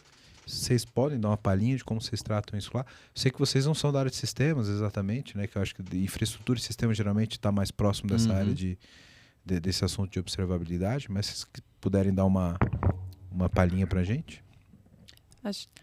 Posso comentar? A gente, na área de segurança, está muito conectado com o time de infraestrutura, rede, telecom, né? Então, a gente acaba trabalhando muito em parceria, né? E um dos nossos pilares ali em segurança, quando a gente fala de todas as avaliações que a gente fala de visibilidade. Porque a gente precisa ter visibilidade, né? Para a gente conseguir entender o quanto antes o que está acontecendo dentro do nosso ambiente. Então, a gente fala de visibilidade em nível de rede, em nível de aplicação, em nível de transação, em nível de comportamento de usuário. Então, visibilidade é um segredo para a gente, né? O que a gente não está vendo, a gente não consegue proteger. Exatamente. Então, a gente utiliza, assim, algumas tecnologias, principalmente para visibilidade de rede, porque a gente precisa entender o que está acontecendo dentro do nosso ambiente em tempo real. E a gente tem algumas visibilidades em nível de comportamento de usuário também, né? Que é bem complexo, né? Que aí é um outro esquema totalmente complexo de você conseguir entender se aquele comportamento do usuário, ele realmente é devido ou não, né? E quando a gente fala de usuário, a gente está falando de usuários, pessoas, a gente entra no esquema de usuários, sistemas, usuários, né, que a tecnologia utiliza e como que você identifica o que pode e o que não pode, né?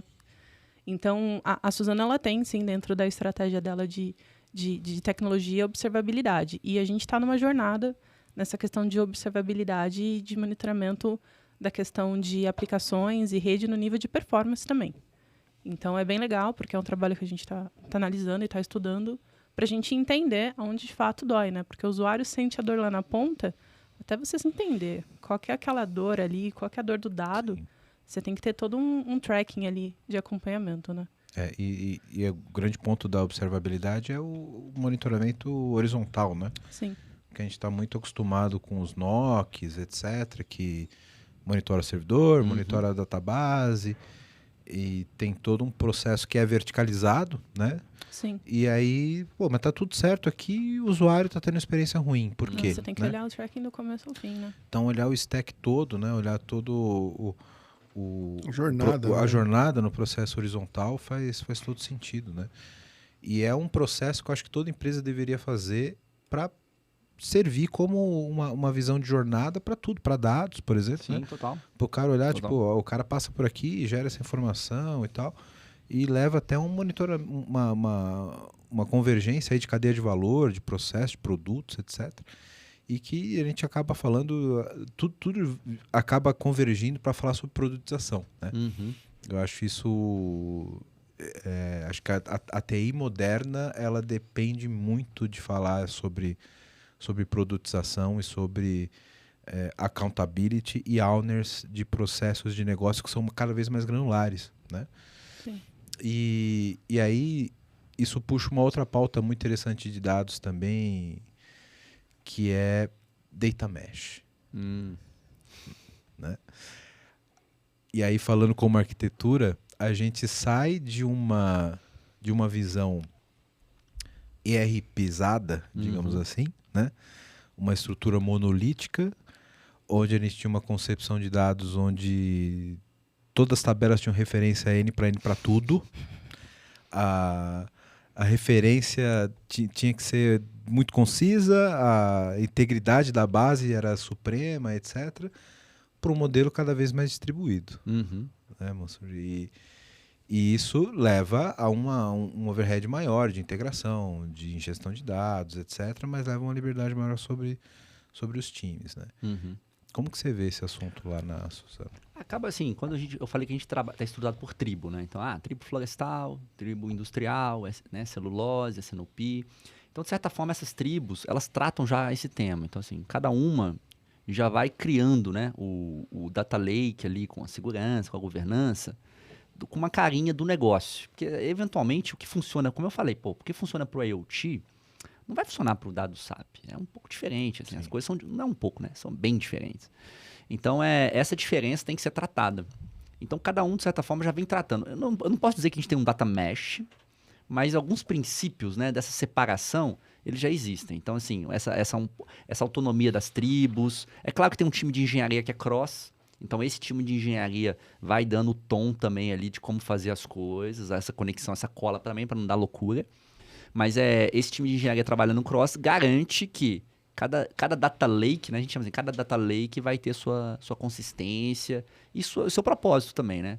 Porque o data lake tem que servir para alguma coisa para tomada de decisão, que a gente estava falando. Então, cada um tem que estar ali conectado ao seu propósito também de negócio. Então, é um pouco isso, assim.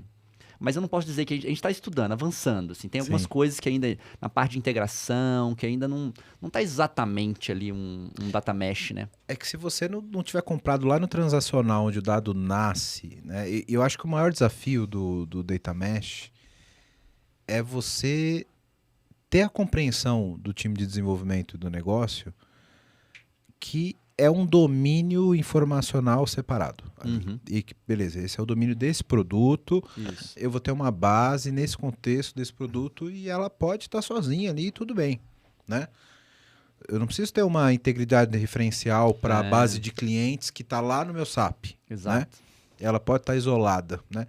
Então, um paradigma, eu gosto de tocar nesse assunto justamente por causa disso, porque quebra alguns paradigmas ali que a gente sempre entendeu como sendo perpétuo, né? E, cara, tudo bem se eu tenho minha base aqui desse produto e minha base de clientes está lá no SAP, no ERP, e aí eu jogo no Data Lake, nas camadas do Data Lake eu posso tratar isso. Exato. Né? E aí, eventualmente, você usa as camadas, como você comentou, você usa as camadas do Data Lake para fazer isso. E aí você junta, né? Um dado do SAP com um dado de um IoT, com um dado de uma base florestal, de um outro sistema, e aí sim começa a ter insights mais interessantes. E aí você começa a compor, né?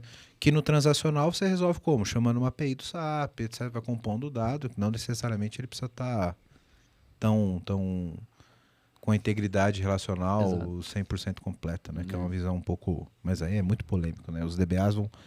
Aqui embaixo, o que vai ter de DBA xingando a gente por falar de integridade... Inclusive, eu já estou ouvindo eles gritando aí na porta. Bases normalizadas. Eu quero chave estrangeira em toda a tabela. Cara. Não, mas não é à toa que chama Data Lake, né? Exatamente. Cara, não é um Data Warehouse, não, cara. Exato, é um Data Lake aqui, cara. Tem JSONs aqui, tem uns arquivos JSON aqui, cara. Não tem como. Exatamente. Uns XML meio doido ali, né? Tem umas imagenzinhas aqui de câmera, né? Pô, pra tomada de... filmando uma peneira pra fazer um modelo, tem coisa desse tipo. Pô, não tem chave pra isso não, cara. Exato, não tem chave. Qual que só dá? Não, a data é a chave. Nossa. Meu Deus. Não, mas tem uma chave composta aqui, é o CPF e a data. Pronto, o DBA dá uma pirueta no ar. Né?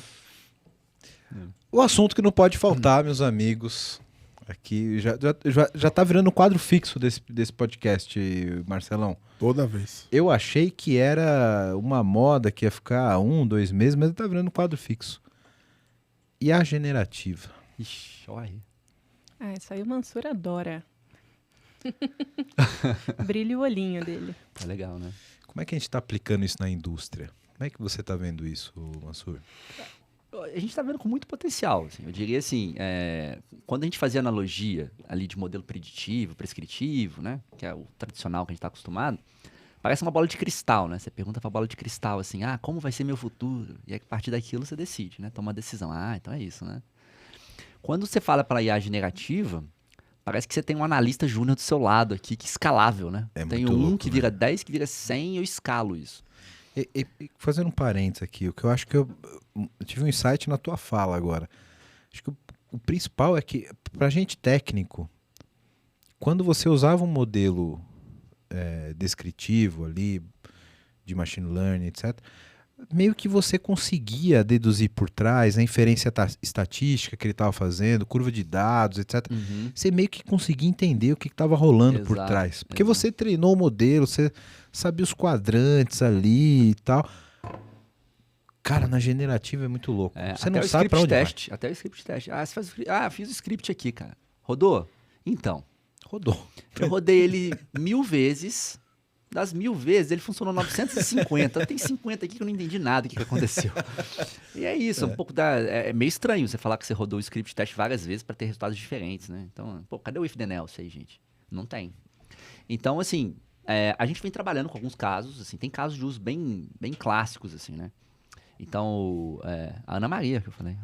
Ana Maria. Cozimento. Depois você vai ter que explicar pra gente o que é esse cozimento, cara. Então. Cozinha madeira antes de fazer papel, é isso? Exato, você cozinha madeira. Então, Moe primeiro e depois cozinha, não é isso? Pica. O picador. Tem o picador, vira o cavaco, aí você joga o cavaco impregnado, né? Com soda, com os químicos, e aí você coloca na temperatura. É igual uma panela de pressão. Eu sou mestre em atrapalhar seu podcast. Caramba, podia ser o Masterchef. Me contrata pra esse departamento que eu ia chamar de Masterchef. Pois eu chamei de Ana Maria, mas tá bom. Mas aí o fato por incrível que pareça, assim, não é que incrível, assim, é um processo complexo, assim, tem muito manual de operação, tem segurança envolvido, tem muita decisão que é tomada ali o tempo todo, online.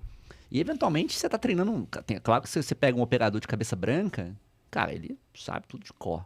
Mas e como é que você vai ter esse aprendizado nosso? Como é que você mantém isso? Então a gente criou essa estrutura, pegou um pouco do conhecimento daquele cara cabeça branca, documentamos, e a gente colocou isso comunicando ali com uma API da OpenAI, e cara, ele tá dialogando, conversando e respondendo, e pegando eventualmente dados, inclusive das nossas bases de dados, né, lá dos historiadores, dos IoTs lá da vida. Então ele consegue prover direções humanizadas para a pessoa que está ali. Né? E totalmente humanizado, né? Tipo, todo mundo conhece ChatGPT, né? Então, sim. humanizado demais. Para os operadores de máquina. Para os operadores lá do gestor. Mas desculpa a pergunta tão operacional e tão técnica, mas vocês chegaram a treinar uma camada a mais do ChatGPT ou vocês usaram o GPT as is só mudando o prompt com os dados que vocês tinham? Então, a gente colocou o prompt, então a gente mudou o prompt, a gente não retreinou o modelo. Então, a gente usou o ChatGPT API, colocamos um prompt, mas a gente enriqueceu com os nossos dados. Ah, tá. E aí você trazia o seu dado para o prompt. Exato. Existem técnicas, né, tá bastante evoluído nessa questão de recuperação de informação, né? O pessoal chama de RAG, né? RAG, né? Recuperação ali dos dados, onde você faz uma busca nas suas bases, prover para o contexto do chat e ele consegue responder. Então, você faz uma pergunta moderna, digamos, né? Atual. O ChatGPT vai te responder lá, não sei, fui treinado com os dados de setembro, outubro de 2021, alguma coisa assim, e acabou. Mas e se eu der os dados que aconteceram? Sim. Ele consegue responder. Eu te fiz essa pergunta justamente porque hoje, exatamente hoje, eu fui num evento que eu estava conversando com o pessoal da Microsoft, porque a Microsoft é a única que pode prover as APIs da OpenAI, além da própria OpenAI. Né? Já provém, né? Isso. E eu estava conversando com eles justamente sobre a possibilidade de você ter uma camada extra de treinamento possível na própria Azure para você ter os dados que você quer treinar para aquele propósito específico já no modelo e você não ter que trazer no prompt o tempo todo. Porque né? tem uma engenharia financeira também nesse processo aí, né? Porque quanto maior o prompt, mais caro fica. Isso, que é 8K, 32K. Exato. O 4K, o 4K é o padrão, né? Isso. O 32K da GPT-4 é só estritamente restrito e caríssimo, né? Caro, é bem caro. Exato. Mas então, aí como é que você fala assim, então quero que você responda um documento meu lá do cozimento que tem 200 páginas. E aí você tem esse prompt todo dia, várias pessoas fazendo, faz mais sentido você treinar o modelo para absorver, né? A gente está estudando exatamente a gente está estudando as perguntas, porque de certa forma, o pessoal está gerando a base de dados para a gente, né, de treinamento. Sim. Então, vão fazendo as perguntas e tal. Então, a gente tá guardando isso aí com muito carinho. Para ter insumo, talvez para fazer esse no treinamento. futuro fazer aquele camadas depois para treinar, entendeu? Então, acho que a gente está começando, né, dessa forma, sem treinamento, mas a gente está gerando essas bases que no futuro podem ser um insumo. E, eventualmente, até usar um open source também, que está aí disponível, né?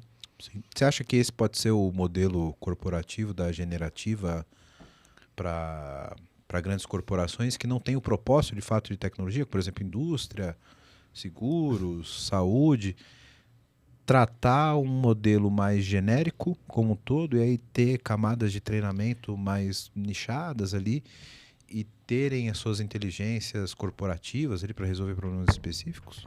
Eu acho assim que eu tenho visto, o pessoal ainda tem receio, né? Porque, como eu falei, né? A gente roda o script de teste 100 vezes, na frente do usuário ali, 90 vai.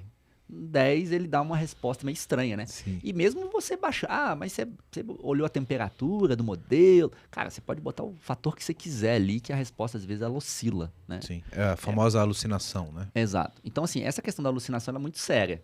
Então, eu acho que, assim, eu conversei com algumas pessoas que têm esses chatbots com mais, com um público externo. Que os cases que eu trouxe aqui são todos internos dentro da Suzano. Mas como é que a gente disponibiliza isso, sei lá, para quem comprou o Nerve, né? Os usuários. Pô, a Suzano impacta mais de 1 bilhão de pessoas no mundo.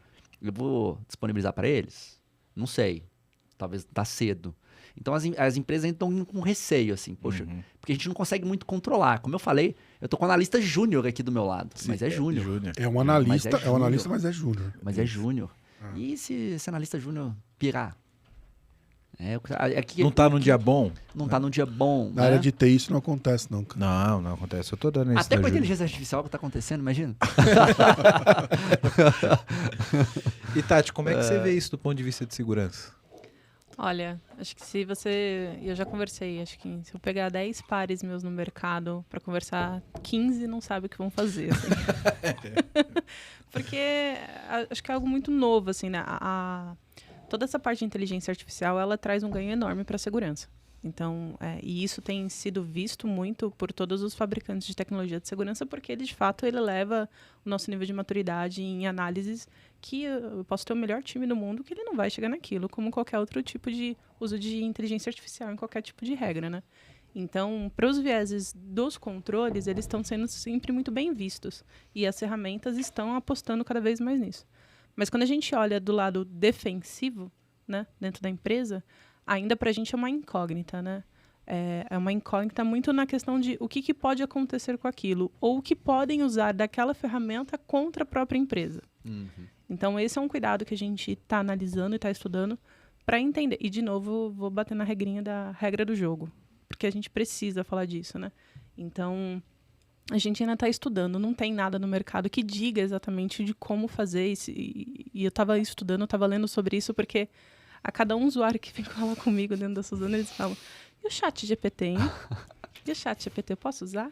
Eu posso usar? Eu posso copiar essa planilha financeira aqui inteirinha para dentro do chat GPT e mandar ele calcular? Tati, posso? Exato. Tati, libera no proxy. Então. Não, e só um ponto interessante, a gente já chegou a pegar tipos de sites maliciosos imitando o chat GPT. E tem diversos já. Acho que a última lista que eu vi tinha 12 sites idênticos ao chat GPT, justamente para capturar dados. Para capturar Você dados. digita chat GPT, me explica um pouco sobre física quântica. Ele, ok, qual é a sua senha do banco? Te explico, para continuar... Digite a sua senha. A senha, conta e Qual é senha o seu do usuário e banco. senha aqui? Não, mas, cara, se você parar pra pensar de uma forma super realística, o que tem de dado sensível que tá no chat GPT, cara? Total. Porra, Tem muito. eu sou de TI desde que eu me conheço por gente. Se eu parar pra olhar aqui, eu falo, cara, talvez aquilo ali eu não devia ter colocado no chat GPT, sabe? Mas foi tão gostoso fazer, ter prontinho respondido ali, sabe? E que é muito sedutor, cara. E, sabe? Aí eu acho que isso, aí é uma opinião pessoal, sabe? Eu acho que isso vai convergir para ter ambientes governados de inteligência artificial com limites corporativos e a gente não fique... Eu espero, pelo amor de Deus, que isso aconteça. e a gente não fica exposto a uma ferramenta pública como o chat da própria OpenAI. Quando a gente usa essa API que eu comentei, a gente usa uma instância que ela é privada, né? Ele Então, já assim, se justificando, né? Então, exato. Você viu? Ah, Meu pai, tem- ficou preocupado já, né? Imagina, não, vamos cortar esse Amanhã. Sana Maria aí, porra. Não, mas assim, então a gente usa privado. Então, assim, de certa forma, eu não tô compartilhando aquela informação com ninguém. De certa forma, não estou compartilhando com ninguém, é minha, né? Então tem uma instância do modelo ali dentro enfim, da Azure. E até a OpenAI já tem também esse modelo para outras empresas que não querem usar necessariamente a Microsoft.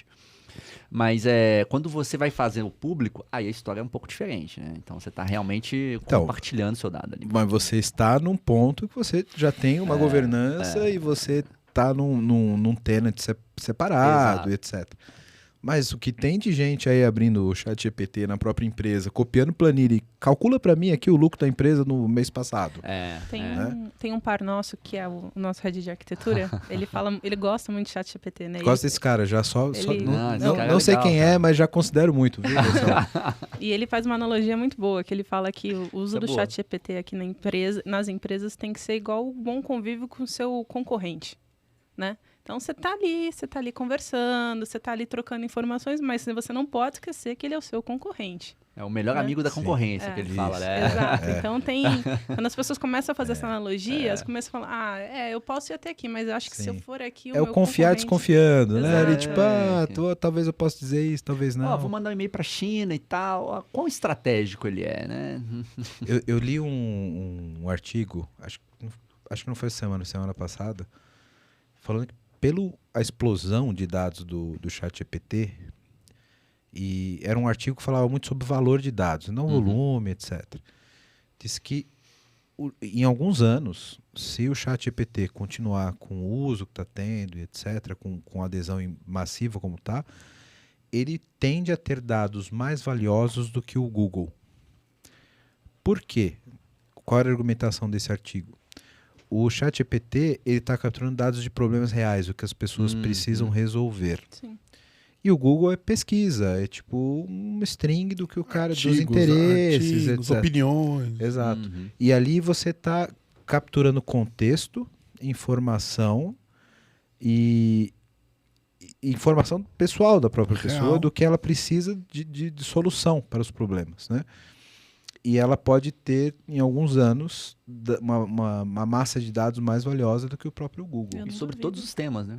Sobre todos os temas. Saúde, né? Exato. Advocacia, operação, qualquer coisa. Né? Porque você pergunta pro ChatGPT, você não pergunta no Google. Você não põe lá no Google, você coloca, tipo... Palavras-chave, né?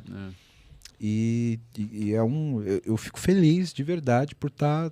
Não sei, espero que não seja disruptivo, distópico, né, no futuro, mas eu fico feliz de estar vivendo esse momento dessa transição, desse fork de tecnologia que a gente está vivendo com o ChatGPT.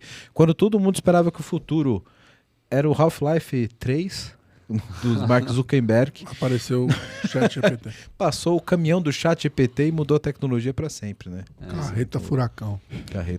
E muda tudo, né? Assim, a minha filha estava falando, a professora chegou lá e devolveu o trabalho de metade da sala. Falou que foi o ChatGPT que fez. Então, é difícil segurar, viu? Cara, então tô tentando o máximo possível, mas não é fácil. Então, assim...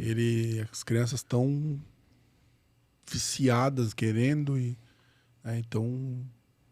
Meu filho, por exemplo, a molecada toda, você olha, eles estão lá querendo... Bloqueia no proxy, Marcelo. Pode ser.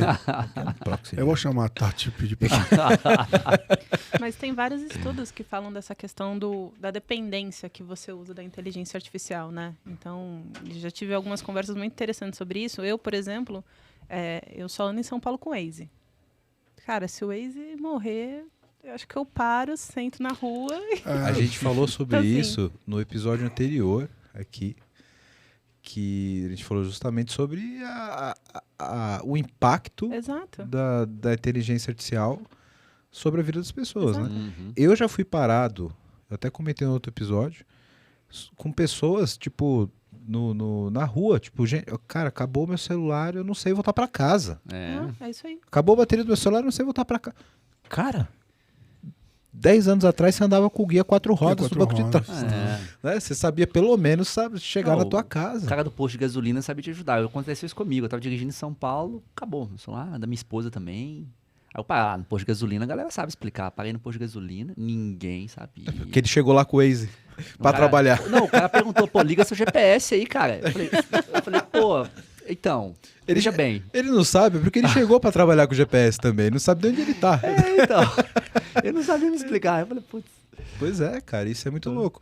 E aí tem uma discussão, Tati, que é muito louca, que é tipo, pô, algumas coisas, será que faz sentido eu aprender? Que nem, por exemplo, você lembra o número de telefone da tua agenda toda? Então, uns anos atrás a gente sabia. Sim. Exato. Talvez a gente Ou liberou... tinha lista telefônica, né? Ou tinha lista telefônica. Mas você lembrava o nome de fulano, Sim. tal. Agora, tipo, você liberou um slot de memória na sua cabeça, lá um storage que você tá usando para outras coisas. Mas tá usando para outras coisas mesmo? Não pode ser pra stories do Instagram nem do TikTok, né? Exatamente. Então, tem uma discussão meio filosófica aí. Quem quiser ver um pouquinho dessa discussão, vou deixar o card aqui, ó. O episódio anterior que a gente falou sobre esse uso de IA. Mas virou uma pauta meio que fixa aqui do podcast, que tá muito em voga, né, Marcelo? Essa pauta de IA. E eu acho que muita coisa vai vir boa por aí, né? Acho que vem muita coisa, né? E tá evoluindo, né? Então, é o 4, o 5. Cara, eu tenho medo até das próximas. Hoje eu vi uma notícia, hoje é dia 20, estamos gravando aqui no dia 20, que saiu a IA da Amazon para bater com o ChatGPT e com o Bard. E vai estar embarcada na Alexa. Nossa. Agora. Ela vai ficar te ouvindo. Meu Deus do céu, vai ser um inferno na vida. A primeira coisa que eu pensei vai ser insuportável, porque a minha Alexa ela já fala demais quando você não quer falar com ela. Imagina agora ela sabendo responder, cara, espontaneamente. E sendo prolixa ainda. Prolixa. Pois é. Né, Aí tem você o limite da Você privacidade. grita pro seu amigo, você conhece a piada do português? Ela, eu sei. Eu sei. Do nada ela fala. Sim, eu sei. Pois é, cara, vai ser muito louco. E isso eu acho o cerne do mercado de tecnologia, porque a Alexa, 2 anos atrás, ela ia ser descontinuada. Louco, né? E é um perigo ela ficar te ouvindo, cara, pra Pois é. refazer o retreino. Pois é, e aí entra questões de segurança e privacidade, né, Tati? Tipo, quem garante, né? Você vai ter que botar um sniffer na tua rede para saber se não tá chegando dados na Amazon, no IP estranho ali. Eu confio no meu celular, na Alexa não. O celular não tá me ouvindo não, cara. Certeza. Você vai lá fora, depois vai chamar o Waze, a propaganda que vai aparecer é sobre compre uma Alexa nova. Compra uma Alexa. Não, compra um Seninha, pô. Um Seninha. Papel Seninha. Fala aí, fala perto do... Papel Seninha. 500 folhas de 75 gramas 75 gramas. de pura alegria. É isso aí, cara. Tenho certeza que já tiveram mexão melhores. Nossa, isso aqui pode cortar. Pode cortar. Bom, você que tá vendo esse podcast da hora, tá vendo um monte de problema aqui que a gente tá colocando, né? E quer uma ajuda aí na sua empresa, faz o seguinte, entra no site aqui da VMBears, que a gente pode te ajudar. vmbears.io. Nós somos uma empresa relacionada à arquitetura de soluções, a modernizações de aplicações, também atuamos na frente de DevOps para ajudar vocês a serem extremamente ágeis. Então, dá uma olhada no nosso site, que vai estar aqui embaixo, vmbears.io, e lá você vai poder ver um pouquinho da nossa história, dos nossos profissionais. E aproveitando, se você for um profissional da área de tecnologia que está afim de trabalhar numa empresa legal, um monte de colega, gente boa e tecnologia de ponta, manda um e-mail para peoplecare@vmbears.io. Aí já. Agora eu quero meu show, velho.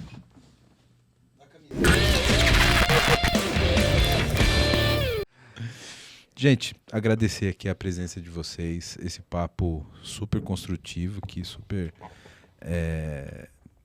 que agrega demais, né, cara? De entender como funciona esse processo de tecnologia, gestão de dados, de cyber, numa empresa como a Suzano. E deixar aqui as portas super abertas, porque eu já penso aqui em umas 452 pautas para chamar vocês de novo, para desdobrar mais esse assunto, né? Boa. Hoje a gente teve uma pauta mais aberta aqui para falar sobre a tecnologia da Suzano, mas Gostaria de convidá-los depois para outros episódios, para a gente descer mais no técnico Claro. de dados, de Sim. cyber. A gente vai ter... Pra Tati vir contar pra todo mundo como é que ela bloqueia o pessoal no Akamai lá. Isso. Olha, Porque todos os requests do Akamai. agora a Vai gente falar que não é tá falando Akamai, de vai falar que não é casa. Akamai. A gente vai... Ó, spoiler, hein, Marcelão? A gente vai ter uma série especial agora. Deve começar no próximo mês. Agora em outubro, de cyber. Que legal. Olha aí. Não vou falar o nome ainda, Marcelão, mas a gente vai ter aí uma pauta especial para falar disso e vai ser um prazer contar com vocês aqui de Legal. novo. Queria que vocês dessem uma palavra final aqui para os nossos ouvintes sobre dados, sobre cyber, como é Boa. lidar com tudo isso e principalmente para as pessoas que estão esse podcast ele é muito inspiracional, né? A gente tem Legal. pessoas que estão se desenvolvendo na área, etc. Então, muita gente que vai se espelhar em você como head de dados, como CISO. Então, uma palavrinha para esse pessoal que está nos ouvindo aqui. Pode começar. Se Boa, quiserem, boa. pode usar IA generativa. Ah, é? Deixa eu abrir o chat de GPT aqui pra ele montar o discurso pra mim. Não, eu vou aproveitar para fazer meu jabá aqui. Assim. A gente sempre tem oportunidade, assim, aproveitando, né, a audiência. Então, assim, quem acha que, Suzano não é uma empresa de tecnologia, é uma empresa de tecnologia também. Tem muita oportunidade, stack, infraestrutura como código, DevOps, MLOps, cientista de dados, engenheiro de dados, PO, agilista. Então, assim, trabalha com tecnologia, cara, tem uma startup aí de 100 anos, considera isso também. Eu acho que esse que é o ponto, assim, sabe? Às vezes as pessoas acham que Suzano, papel, né? A gente até começou brincando, papel, cadê a tecnologia aqui?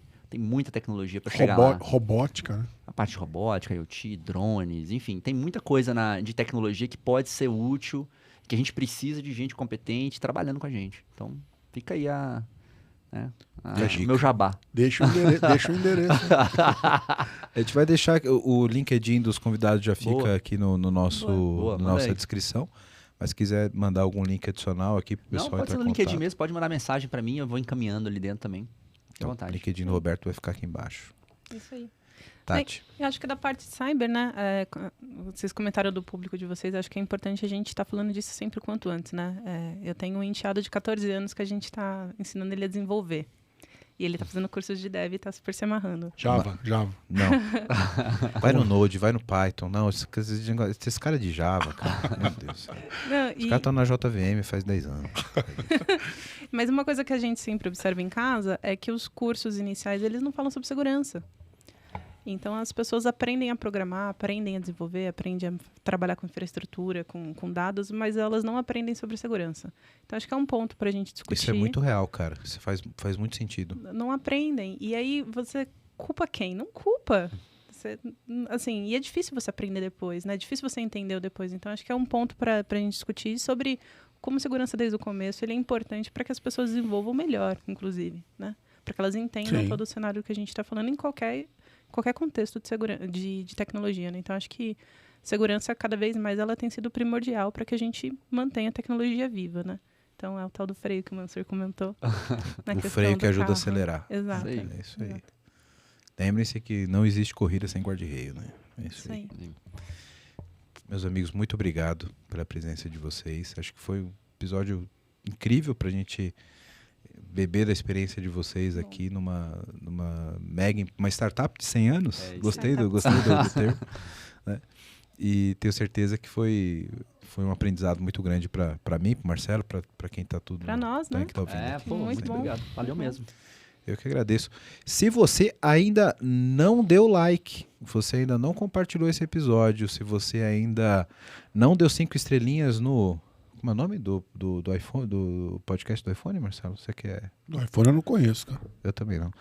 Do Apple Podcasts. Apple Podcast. Apple Podcast. Se você não deu 5 estrelinhas no Apple Podcast, se você não deu 5 estrelinhas ainda no Spotify, a sua última oportunidade é agora. YouTube também, não? O YouTube também. É que é muita rede, Marcelo. Tá sobrando. Tá muita rede. Então, obrigado pela audiência de vocês. Compartilhe esse episódio.